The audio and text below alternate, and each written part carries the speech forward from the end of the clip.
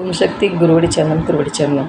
ஆக்கமும் ஆன்மீகமும் ஒரு அற்புதமான தொழில் நேர்களே கண் திருஷ்டிங்கிறது உண்மை. அமாவாசைக்கு எங்கேன்னு நம்மளுக்கு டயர்டு வரும். ஒரு தடவை மகாபெரிவாளை பார்க்குறதுக்கு தொண்டர் போயிருந்தாங்க. அப்போ மகாபெரிவா சொன்னாலாம், கண் திருஷ்டியை பற்றி தான் பேசுகிறா. ஒன்று ரொம்ப மனசு சரியில்லை, ஒரே எங்கேயாவது தேடிண்டு பிரச்சனை வருது அப்படின்னா மஞ்சப்பரங்கிக்காய் தானம் கொடுக்கணுமா பெரியவா சொல்கிறா.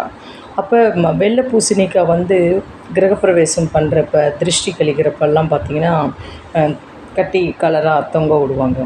அது நேர்மறை, அதாவது நேர்மறை சக்தி நம்மளுக்கு ஆற்றுக்கு வீட்டுக்கு வரும், பாசிட்டிவ் எனர்ஜி. ஆகையால் மஞ்சள் பூசணிக்காவாக இருக்கட்டும், வெள்ளை பூசணிக்காவாக இருக்கட்டும், அவ்வளோ வில் பவர். ஒரு கல்யாண ஃபங்க்ஷன் வந்துடுதுன்னா எப்படி இந்த பூசணிக்காய் இல்லாமல் இருக்க மாட்டாங்க. ஆகையால் இது அவ்வளோ வில் பவர். இந்த வெள்ளை பூசணிக்காவை யார் அடிக்கடி உணவில் எடுத்துக்கிறாங்களோ பொலிவு, அதாவது ஒரு தங்க கலரு பொலிவு வரும், உடலில் எந்தவித வியாதியெல்லாம் வராது. ஆகையால் நம்மளுக்கு அதில் ஒரு ஜூஸாவோ கூட்டாவோ பொரியலாவோ ஏதோ ஒன்று அந்த இதில் எடுத்துக்கணும். வாரத்துக்கு ஒரு 2 நாளாவது எடுத்துக்கணும். எது? மஞ்சள் பூசணிக்காவும் வெள்ளை பூசணிக்காவும். மஞ்சள் பூசணிக்காய் நிறைய குழம்புல போடலாம், துவையல் அரைச்சிக்கலாம், அடையில் போடலாம், பொரியல் பண்ணலாம், கூட்டு பண்ணலாம், நிறைய இருக்குது. நம்ம சமையலில் ஒரே வகை கிடையாது, பல வகை எப்படி வேணாலும் நம்ம பண்ணலாம். அதை ஒரு என்ன வகைங்கிறத நம்ம தெரிஞ்சுக்கலாம் நேரத்தை. ஆகையால் பெரியவா சொன்னாங்களாம், ஒரு கண் திருஷ்டி நிறைய இருக்குது அப்படின்னா பூசணிக்காய் தானம் பண்ணலாம்.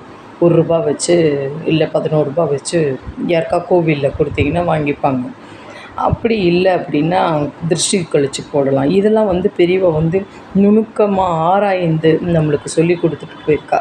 ஆகையால் நாமளும் ஒவ்வொரு அமாவாசையும் காக்காக்கி சாதம் வச்சுட்டு நம்மளும் சுவாமி வச்சுட்டு இந்த இரவுக்குள் நம்ம திருஷ்டி, சில பேர் 12 மணிக்கு கழிப்பா, உங்கள் இஷ்டம்.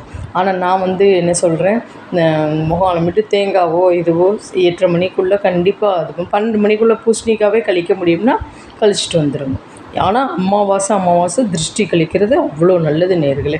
செய்வோமா?